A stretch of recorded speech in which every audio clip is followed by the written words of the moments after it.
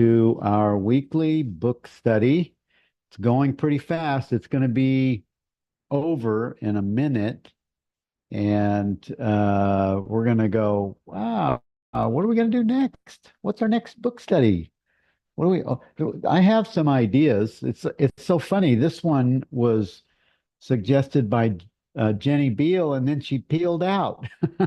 She peeled out to do other things for book studies. This, for years, she was in every one, and then she recommended this. I'm glad she did recommend this book. It's so good. And it just, for instance, there's this idea that we have as on the spiritual path or Course in Miracles that that desire is a bad thing. That there's this idea that, oh, you shouldn't desire. Desire is the pleasures of life, blah blah blah, and that can be taken to an extreme. And also, I've taught in classes, sessions that I've done, that desire is the thing that got us into this, or that consciousness used to bring about the time and space experience, bringing consciousness, the infinite, the formless, into form.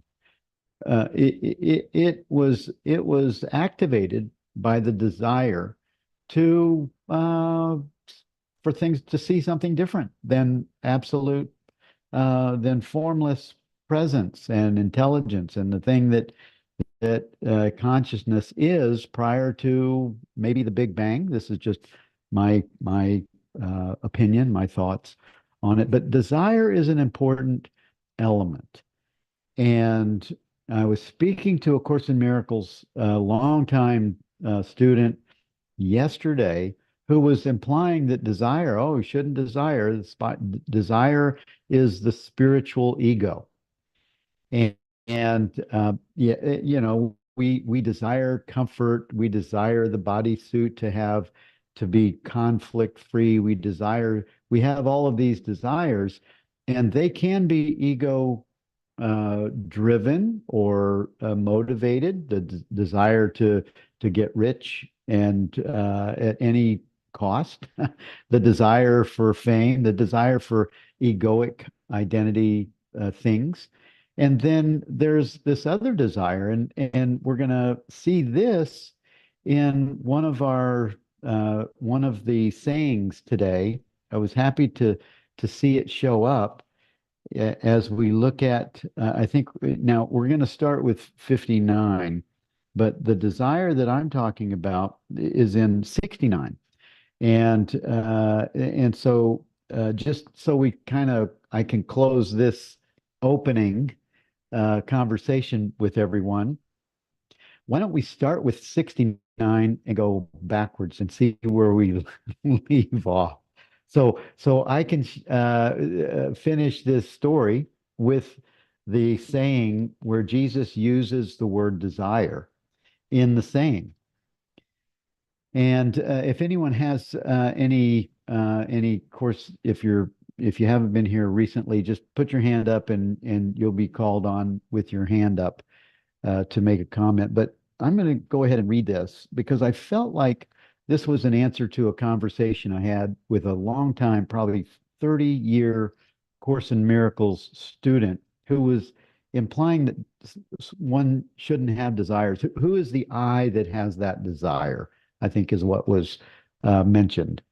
And Jesus says in this saying, "Blessed are they who have been persecuted within themselves. It is they who have truly come to know the Father.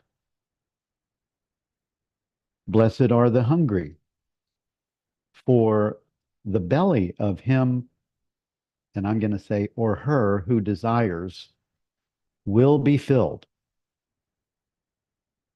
Blessed are the hungry, for the belly of him or her who desires will be filled.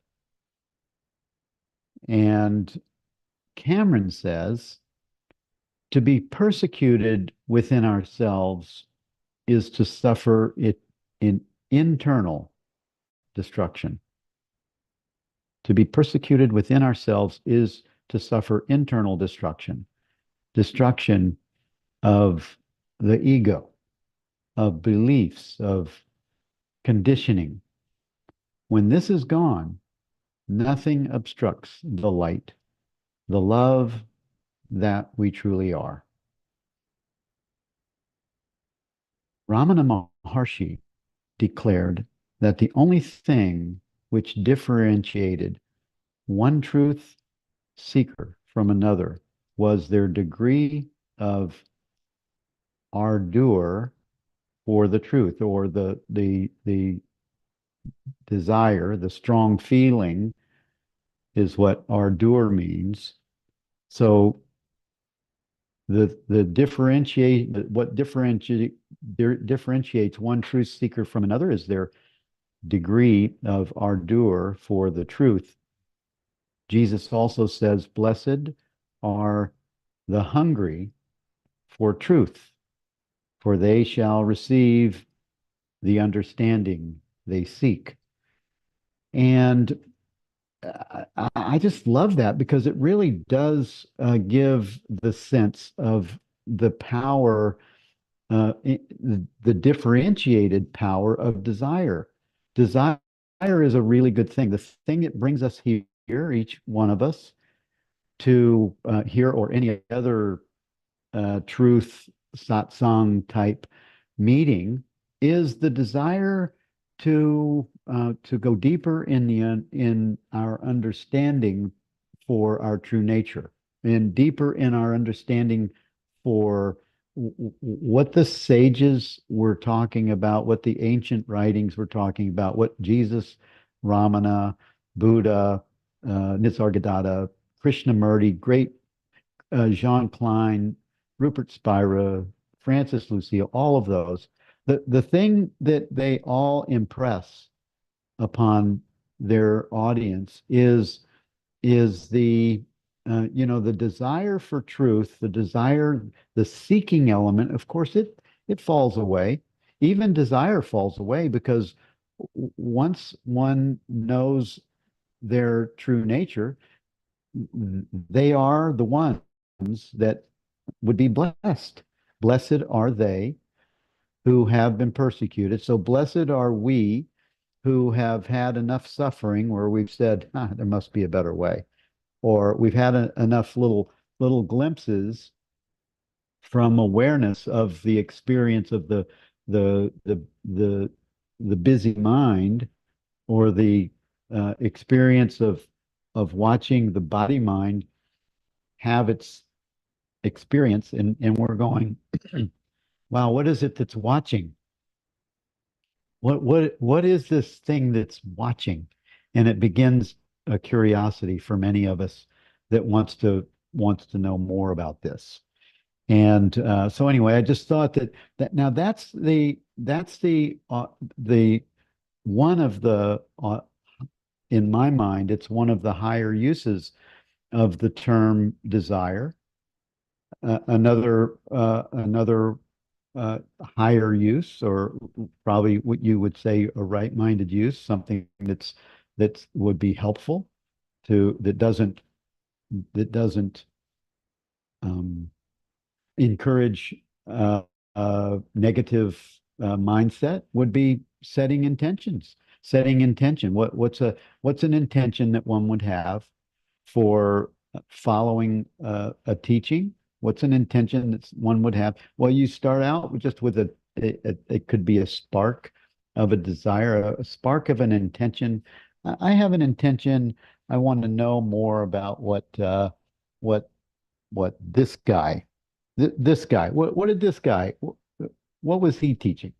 Oh, you can't even read it. Okay, it says not I, not other than I. So if we have an intention to, I was interested in knowing more about the gospel of, sorry, you can't, I guess I need to turn my video uh, virtual background off so that the camera works.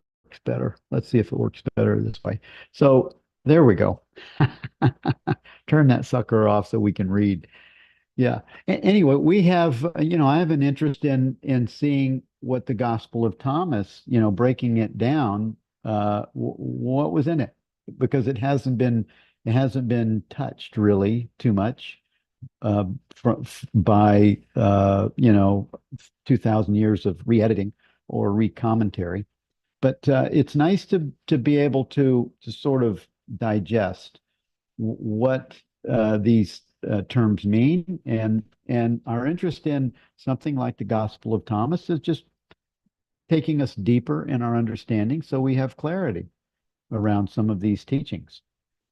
And so that's all I have to say on 69. And if anyone would like to add to that, please do.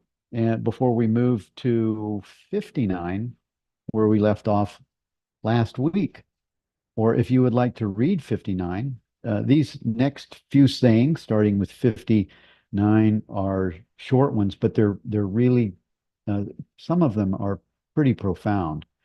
As I think this one is. This one's pretty profound. In my mind, desire is a important ingredient that begins the path of awakening. It brings us to it's that spark of interest and curiosity, that awakening awareness that the awakening mind can use to generate movement. And then consciousness, of course, fills in all the blanks. So, yeah. Thank you, Gail, for putting your hand up and for being here. Well, good day, good morning, good afternoon, wherever you are. It's good to see everybody. It's good to be seen. Yeah, I was sitting here, this thing called desire. And I always ponder this, and I don't know anything. Well, I know some things, but I say I don't know nothing. But there's nothing outside the mind of consciousness. So in my mind, every desire comes from that consciousness. And what we do with that desire is depends on where we are on our path, you know. So a desire pops up or a desire stirs in me, and I could say, well, that desire says I should be going out and getting more money or whatever. I should be doing this. But I also think that, I mean, as these things come up, every desire is also a path to lead us back to the truth of who we really are, or to our true nature. That is, to me, the intention of desire, because there's, like I said, there's no separation. There's nothing outside of this consciousness that we call God or whatever, And so desire has to come from there, and moves through us to point us, like GPS, to point us back to who we truly are.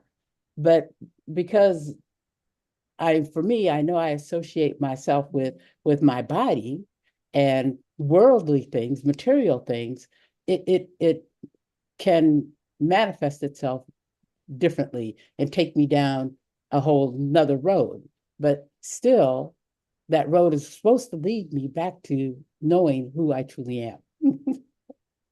Yes, yes, I think you nailed it, Gail, because the the the the impulse of desire for all of us, and before it's filtered or colored or added to by the mind, the impulse of desire is for consciousness to know itself, for consciousness to the desire just to be, and could be to remember, or the desire of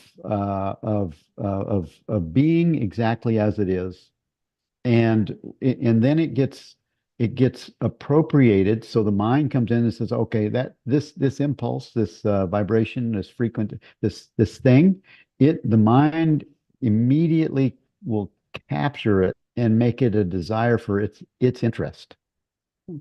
And if the mind that thinks that it's separate has a has a convoluted, crazy interest, that desire is going to be appropriated over there. If the desire has something, if there's a if the desire for the mind has an influence of some kind of karmic energy, it may pick up that desire may be appropriated there.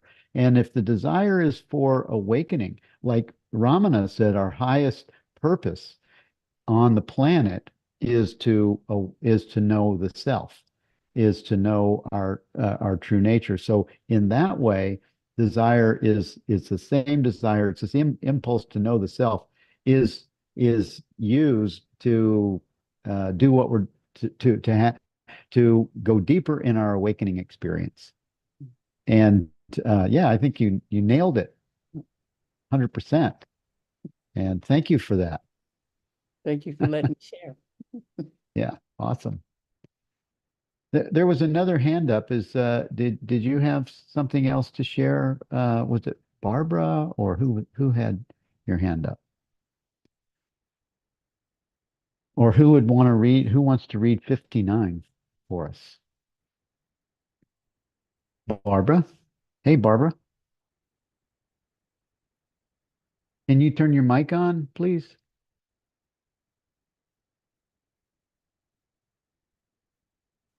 Can you hear me now? Yep. Like the commercial. Can you hear me now? Okay. I know. I know. Good morning. Anyways, what I was going to say about desire too is that I think there's a place of seeking. And then after, kind of like it, and I can't say after because it just flows. It's just a movement. And I think for me, well, not even for me because there's no me, consciousness eventually just flows into the openness of wholeness. And so therefore there is no desire. You just move in that direction. It's just movement. And that's what I find. There doesn't need to be a reason. There doesn't need to be an established thought of it. All of a sudden you're just flowing. You're just with the movement and things just arise and then they disappear. And you're just watching it all. It's nice. Yeah, it is. And see, I feel like that's a more understood, a more graduated, a more like a more mature, someone that has had an experience for a while. That sort of reveals itself as, oh, okay, desire is not there anymore. What I thought desire was is because you're not, one goes deeper and the terms actually fall away. Mm-hmm.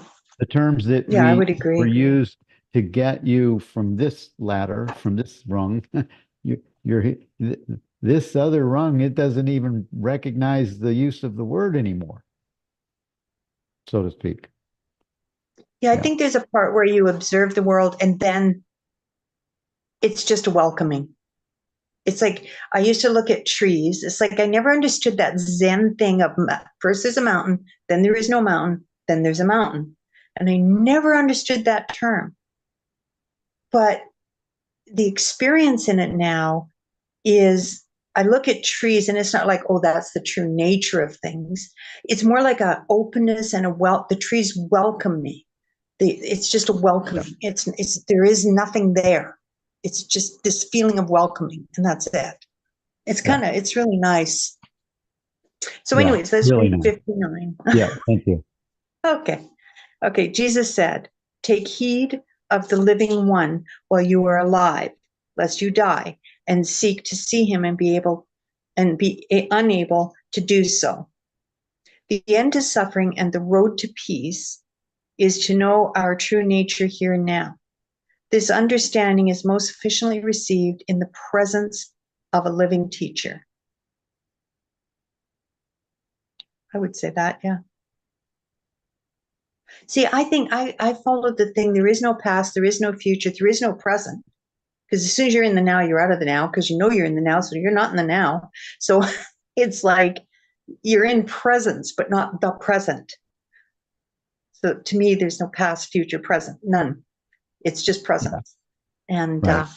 yeah, and so this really says that, like it says, take heed of the living, and while you're alive, and if you even change it, take heed of the life you have, life, the life movement, to be with the harmony of and the movement of it. It's like watching a plastic bag in the wind, and then throw on some classical music, and for somehow they match. Go figure, but they do. Uh, yeah. It's just a trick of the mind, I guess, but it's really lovely. And I don't, for me, it's like, lest you die and seek to see him. We're all consciousness anyways. We're all going to see it. I don't believe for a second that none of us is out of this. We're all in consciousness. It's just when we're ready to see, we see. So if it's after, it's after. If it's, whatever after is, and we're all going to see it. We're all going to be it because we are it. Yeah. Yeah. Yeah. Thank you. Thank you for that. That explanation is great, great, and um, what Cameron said, it totally makes sense. And also, lest you die, what I gained from that, or what came to me when I read that, lest you go back to sleep, because there's in the beginning, and this is speaking to one that's I would say awakening uh, awareness, where our true nature is revealing itself. And when it says lest you die, it's kind of like that Rumi quote that said, "Don't go back to sleep." So stay alert, stay vigilant, and then once one is vigilant, once one really, and I also think this goes back to desire. What's your level of desire to awaken is the level that you will meet yourself with the tools that are necessary for you to stay awake and and and no longer be attracted to, or succumb to, or be fooled by those the candy of the character that you became familiar with in the image of your true nature. Yeah. So lest you die just doesn't mean you're going to kill yourself. It just means you fall back to sleep by that not being your highest desire. It's like that saying that Jesus said, that was in one of the Gospels, that said when they asked him, how can we access the kingdom of heaven? Well, you have to sell everything you have and give it to the poor and follow me. It just means you let go of all your attachments, everything that you have. It's in the bodysuit, and you want the truth above all else. And that's that intensity of desire, that there's nothing that you want more than your to know your true nature.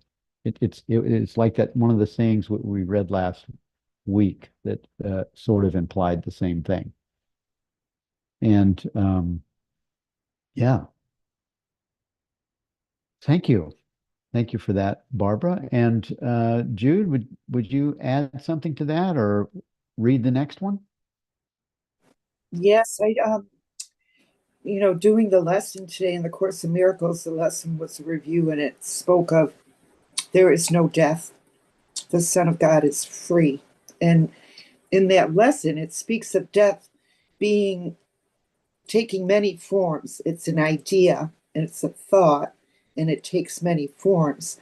And the list of forms all have to do with fear, anger, worry, anxiety, concern with bodies, faithlessness in disasters and catastrophes, all things of temporal changing nature.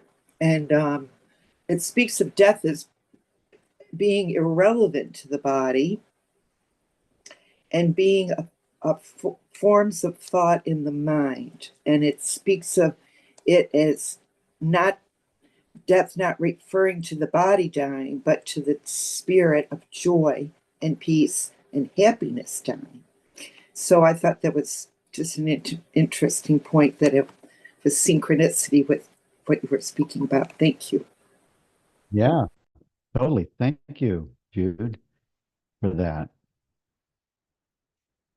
Yeah, and it is. It's we when we first read the lessons, we take them in like we think it's talking to the personal self identity. We think it's talking to Bill or put your name there, and it's always talking to consciousness or awakening consciousness. For some that are more asleep, it's just trying to get a little bit of truth in there, a little bit of content that will help the mind to recognize it's not the body. Just enough, just to put a crack in the belief system so that a different thought system can begin to be planted and grow. And Lynn, you have your hand up. Thanks. Can you unmute your mic?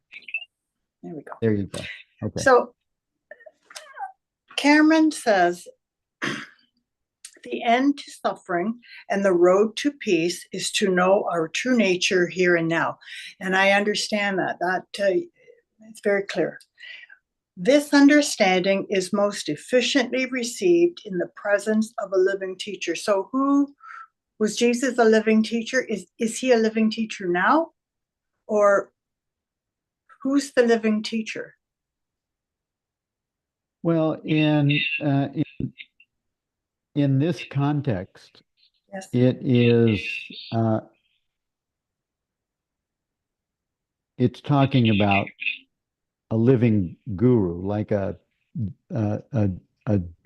Francis Lucille, a Rupert Spira, a living teacher. He's saying this understanding is most efficiently received in the presence of a living teacher. This Okay. could be Ramana. There's some back feed somewhere. I'm not sure why. Oh, okay, I don't see why, but anyway, it's not real bad. But so, what is your thought or your question on that? Do you have a comment or a question? Well, if Christianity, if Jesus is their teacher, he's not living. I'm just confused with. This is Cameron's statement. So isn't this isn't Jesus's statement. However, I have heard others, Jenny Beal, I have heard other teachers and gurus say the same thing, that the most efficient way to accomplish an awakening experience it is in the presence of a living teacher. I'm not sure I have mixed feelings about that. When I was with Muji in person, I felt like I went to Portugal to be with a living teacher. And if you're there living in his community, the ashram, the people that I met in like almost 15 years ago, they're still there. They've devoted their life to living with a living self-realized teacher, guru. And people that follow Jenny Beal will tell you that Francis Lucille is her teacher, her living teacher, and she considers that to be of the level that Cameron and Cameron also, Cameron McColl is a student of Francis, and so there's a higher value to be in the teaching of a living teacher, and that's what Cameron is suggesting here. And I Okay. think there's some truth to it. I think that you don't have to follow them like a guru. When I met Rupert Spira, I felt like he was the teacher that became my teacher and the window for awakening when I was a Course in Miracles devotee.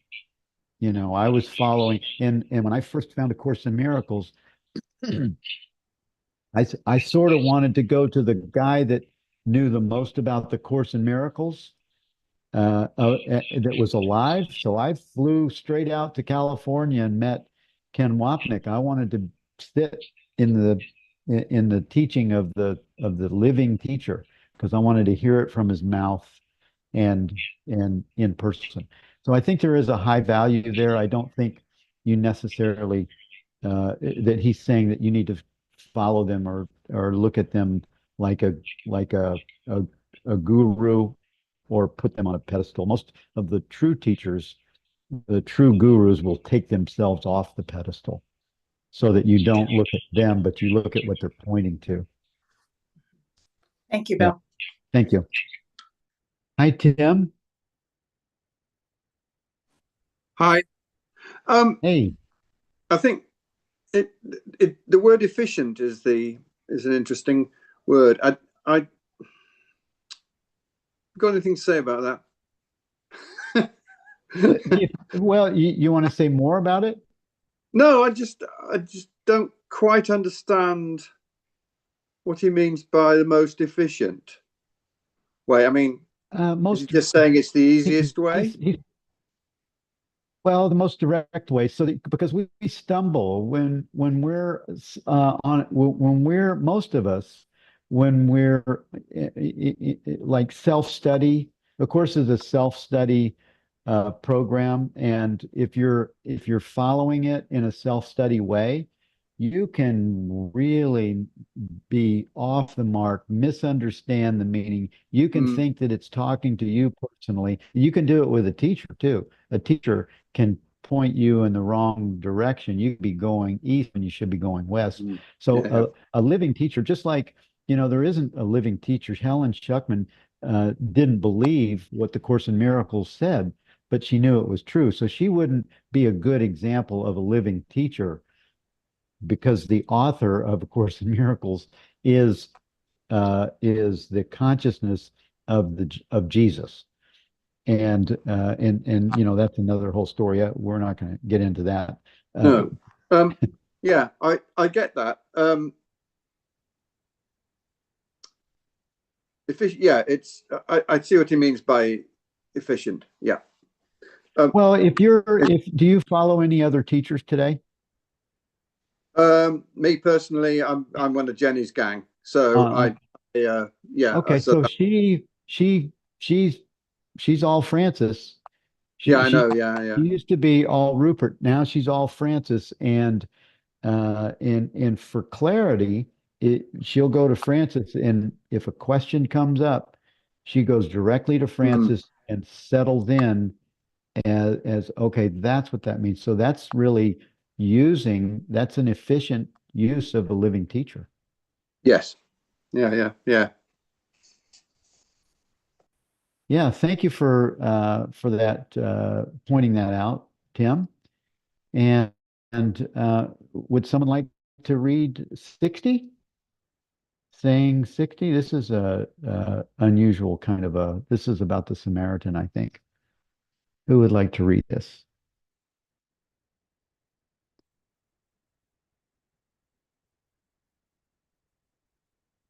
Don't everybody jump up at once. I know it's hard to not run up to the mic. Yeah, Hi, I'll Gail. run up. I'll run up to the mic. Thanks. Thank you. This one actually makes no sense to me whatsoever, but I'm gonna read it. Oh, good. Thank you, Gail. And that's the part of you that doesn't know anything. That's right. And that's a good place because I'm often there too.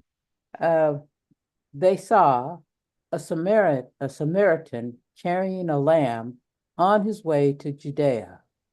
He said to his disciples, that man is round about the lamb. They said to him, so that he may kill it and eat it?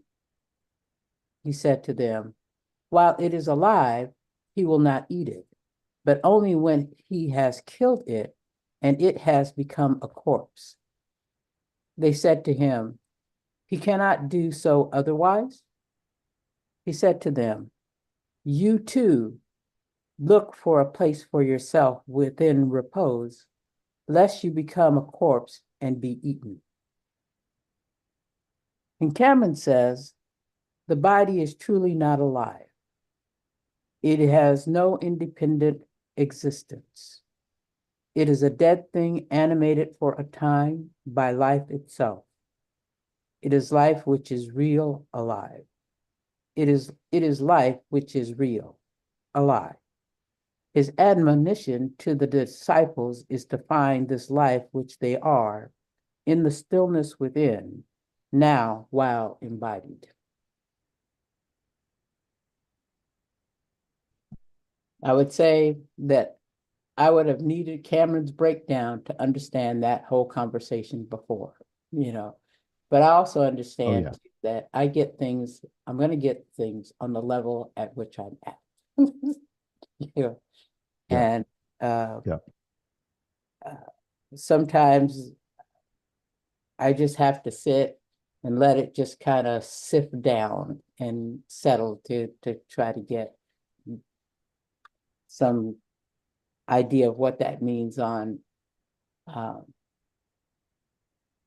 to walk in this world, uh, to understand my true nature. So I don't have anything, like I said, yeah. Yeah.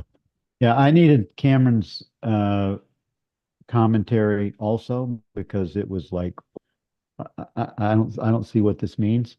So we're on the same page. And I think there can be some I understood part of it, but I didn't really get the clarity. I mean, Cameron's commentary was awesome. And I have the same thing happens, I think, for all of us. Some of us have a psychological filter. Some of us have a more emotional or a more logical or a more reasoned filter. Some of us have it's all different for all of us, and that's why I think the different kind of teachings can be helpful to invite many of them. The Bhagavad Gita used to be hard for me to read. Now, when I read it, it comes in with understanding. So it's also am I ready to hear or understand this? Yeah. Thank you. Who would like to 61?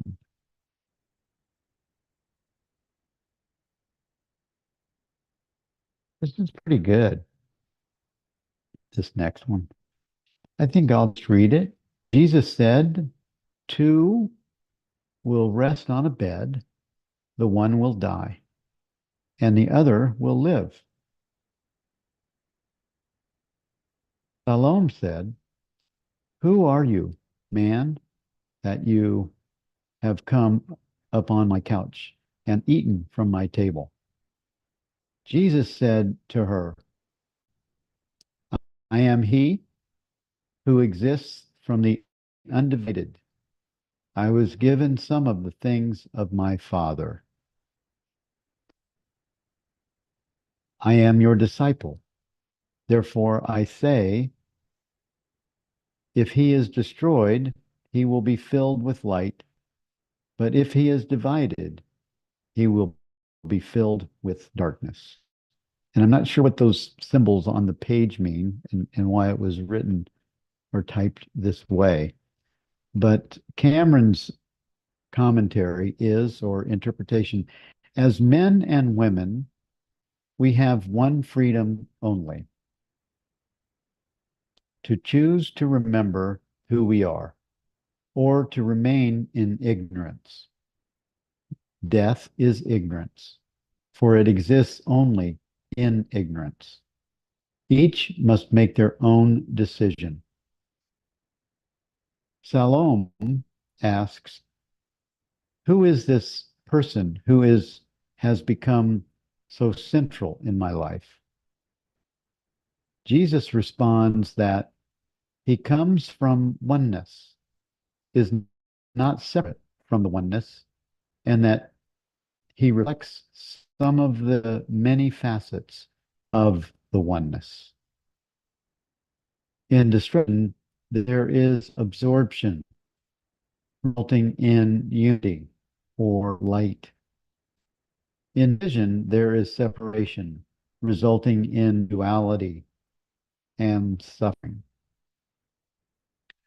And I got to hand it to Cameron again. He's really pulled in an amazing gift of commentary for some of these what could be difficult sayings.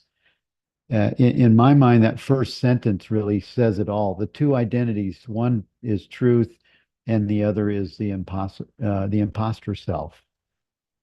And then I sort of get lost in, who are you, man, that you have come upon my couch and eaten from my table?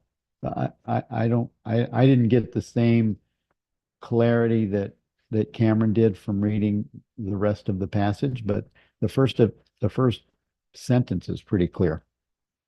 And then the very last statement that Cameron makes, where he says, in destruction there is absorption. So in the welcoming, in the dissolution of our seeming separate self energies, often negative, often things that upset they bring they disturb our peace. In the destruction, there is absorption. So when that happens in the welcoming experience, it results in unity. The dissolution of that imposter energy, that imposter self-identity, is a dissolving and an absorption that results in the unity, or the light, he calls it. In division, there's separation resulting in duality and suffering, or going back to sleep. And so I thought Cameron did an awesome job with that and helped me to understand another saying that could be difficult to read.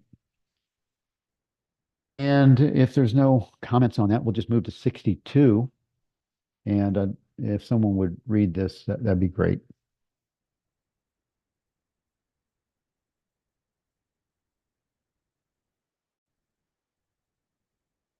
Hello, bruh. On down.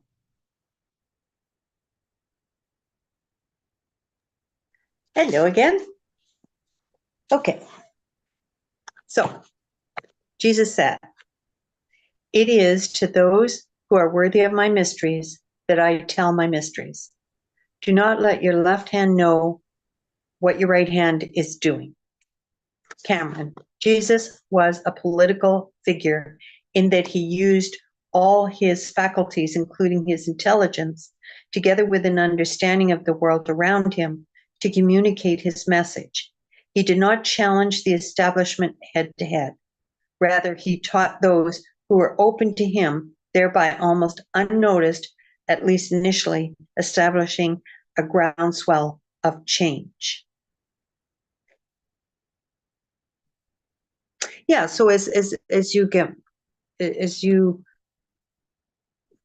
you realize that it is you that is unchanging, right? The unchanging, everything else is changing around you. It's the world. It comes, it goes, it changes, it does whatever it's going to do, and we get to watch it all. It's just so much fun. And I think it's just, I think for me, around like where he says to communicate his message, he did not challenge the establishment head to head. Yeah, I remember when I can't remember where it is in the Bible, and Jesus, I can't remember if it's Jude or something, said, well, let's raise up and go against the Romans, right? Because there's no need. Like, just do what you're doing. If you're a housewife, be a housewife. If you're whatever you are where you are. Be in that openness, and actually you're all in the same place anyways. Because there isn't multitudes of people. There's one. And and not people as in mind body. There's only one. So it doesn't matter where you come from or because you're not going anywhere. You don't come from anywhere. That's my reading of it. So as far as do not let your left hand know what your right hand is doing, I think that's the duality. That's just duality. That's just, I'm going, my friend said this. And so now I go to the other person. You know what I mean? Like I'm playing sides. Yeah. My right, my left sides. There are no sides in an up world, right? An upside world. I don't know. That's how I read it. It's just that he doesn't even see the world as it is. It's just there. Yeah. It doesn't matter. He doesn't have to play political. Yeah. Yeah, I agree. What? That's why he got killed. Politicians don't like people that can't pick sides. You got to vote for them. That's funny. Well, when we were in India, I really got more into the research of Jesus being up there. He got run out of town up there too. I mean, he was a radical. He was a radical teacher, and a yogi. Where it says it is to those who are worthy of my mysteries that I tell my mysteries. So in that word, worthy, he wasn't really deciding who was worthy or not. It was really, you could use the word open. To those who are open to hearing the mysteries, that he tells his mysteries, and it's the same with our own family or friends. You don't say these things to people who are not interested or curious, because they'll say, "Get them out of get away from me with that." It's like that. And then where it says, uh, do not let your left hand know what your right hand is doing. It's really don't analyze and don't talk about it. Just let it have its play in your own experience, and that's where it'll be the most helpful to allow it to marinate and be understood, I think. Yeah. So he was just giving advice like that to his disciples. It'd be amazing I mean, uh, there's a lot of channels. There's more channels for Jesus. My thought is when I'm reading the Bhagavad Gita that Jesus, even though he didn't need to come back in a bodysuit, a body mind, I think he chose to bring consciousness, his clarity back into time and space. And that's why we have thousands of channels of Jesus. There are hundreds anyway. There's so many channels that channel Jesus today. Yeah. But I think too, where he says the groundswell of change, I think when you become the light, you come from the light. When you are love, you are love. And that's what people resonate and they see and they experience. It's not you doing it. Yeah. It's just that they get this experience and that's what the establishment of love is. And it's like a painter paints pictures and singers sing songs and they change history. It's not a politician that changes history. It's the musician and it's the artist, and they're the ones who create those changes. Yeah. The art does, not them. Yeah. Right. Thank you, Barbara. Who wants to be next for reading 63, please?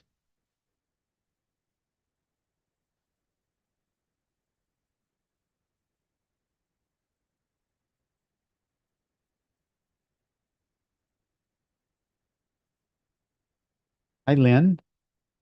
Come on down. Okay, 63. Jesus said, there was a rich man who had much money. I find that funny. There was a rich man who had much coffee. I don't know, had much money. He said, I shall put my money to use so that I may sow, reap, plant, and fill my storehouse with produce, with the result that I shall lack nothing. Such were his intentions. But that same night he died. Let him who has ears hear. Cameron says, we humans have an uncanny ability not to see what we don't want to see. Death is around the corner for all of us. No amount of effort to secure the future of this body-mind is going to succeed, no matter how much we try. We have to see the folly in this and look elsewhere for salvation. This is why Jesus said, let him who has ears hear. I like this one. Yeah. Yeah. I mean, this is what we do. The body mind, save, struggle, save, struggle, struggle, struggle, save, and then die. It's insane. It is. It really It's is. insane. Yeah. Yeah. Yeah. No, I That's didn't why find this one the difficult. truth is so, pardon me? No, it's not difficult. Yeah, I didn't find it difficult either. No. No. But I do like what you were just what we were both laughing about in that you know, it's what is that guy was it Thoreau that said that the futility of man is um was that saying that he said that we just the desperation of man, that we just live this life of desperation, uh, trying to accomplish and achieve only to die in desperation. And the the the truth and awakening experience allows us to disconnect from that identity, to disconnect from a life of desperation where life can will still be happening the same, but the filter changes. The filter changes, so our experience changes, and we learn, and then we develop this way of being that no longer suffers by the by the elements that we've set in play, and we can laugh about it. We no longer have to repeat that old storyline, and we actually can enjoy life even with the craziness that happens. So Exactly. And that is being in the now. It's just, yeah, I mean, and with a full bank account, that's okay. That's okay. It's not that you shouldn't be rich and have money, yeah, but if you're doesn't not matter what present, it is. Money is a good resource. Uh, if you're homeless, you can be just as happy. I've met homeless people that were just as happy. it's this. Eh, eh, It's right, taking that burden, right. right? Yes, it is. And now Yeah, they're free. They're freed somehow from that, stuff. yeah. Yeah. Yep. Good. All right. Thank you, Lynn. And You're welcome. Sylvia, did you want to read the next one with your hand up? Um, I'll read it. I don't. Sometimes I take these too literally. So anyway, Yeah. Well, okay. you're in good company. You won't be judged. Jesus said a man had received visitors, and when he had prepared the dinner, he sent his servants to invite the guests. When he went to the first one and said to him, "My master invites you." He said, "I have claims against some merchants They are coming to me this evening. I must go and give them my orders. I ask to be excused from the dinner. He went to another and said to him, My master has invited you. He said to him, I have just bought a house and am required for the day. I shall not have any spare time. He went to another and said to him, My master invites you. He said to him, My friend is going to get married, and I am to prepare the banquet. I shall not be able to come. I ask to be excused from the dinner. He went to another and said to him, My master invites you. He said to him, I have just bought a farm, and I am on my way to collect the rent. I shall not be able to come. I ask to be excused. Well, I think I get this one. But anyway, the servant returned and said to his master, Those whom you invited to the dinner have asked to be excused. The master said to his servant, Go outside to the streets and bring back those whom you happen to meet, so that they may dine. Businessmen and merchants will not enter the places of my father. And so Cameron says, the greater our investment in the world, the more we think we stand to lose by surrendering to a higher power. We deeply believe the world to be real and spend many years shoring up our defenses against material lack. Deep inside, we know the battle to be unwinnable, yet nonetheless we cling tenaciously to our illusions of independent existence. Such is the human condition. The less invested in the world we are, the more open we become to other possibilities. So I think that's sort of very understandable. And I was able to understand as he went to all of them, they always had an excuse. They were always too busy.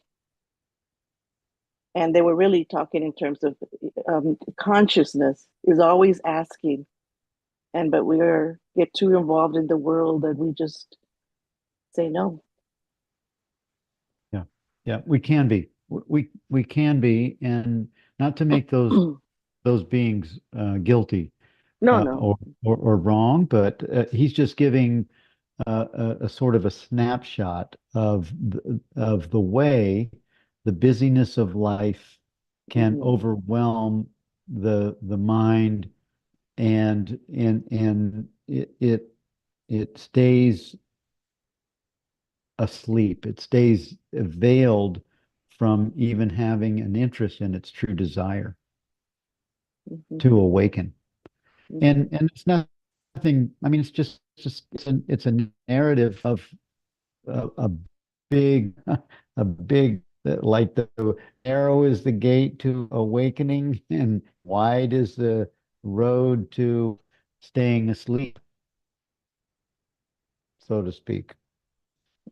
Yeah, it's good. It's a kind of it's a good narrative of those that are on the path and are really interested in and curious of awakening. No problem. There's lots of time. Consciousness has been, it's infinity and this little dot of time and space. Take your time to wake up.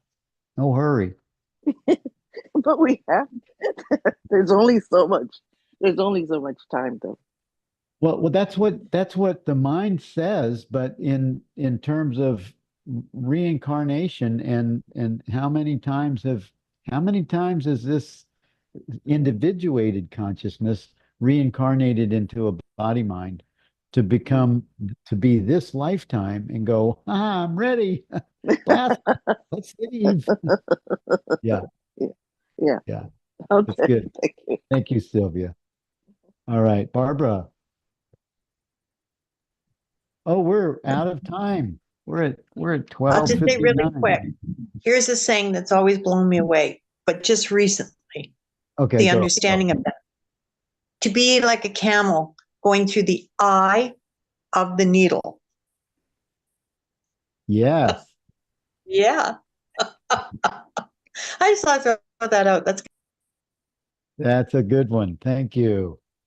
Well, next week, let's see, we sort of got we just ended um we just ended 60, was it 64 we just did? Yeah. We just did 64. So next week we'll pick up on 65 to the 8, and then we'll jump over to 70 or 70. Yeah, we'll jump over to 70. So thank you all for being here this week, and I'll see you next week. And if you have watched the movie, The Mind Unveiled, it got released yesterday, and it's had, I think, close to 50,000 views since yesterday. So it has a really big audience. Just go to awakeningmindfilms.com and you can watch it for free. You can watch the first one over there. Yeah, and you can watch The Mind Unveiled. And Lindsay, can you drop that link in the chat for everyone that they can grab the link before we go, just so they don't have to search for it? It's awakeningmindfilms.com. And let's see, if I don't see it dropped in there, I will. Let me see if I can grab it.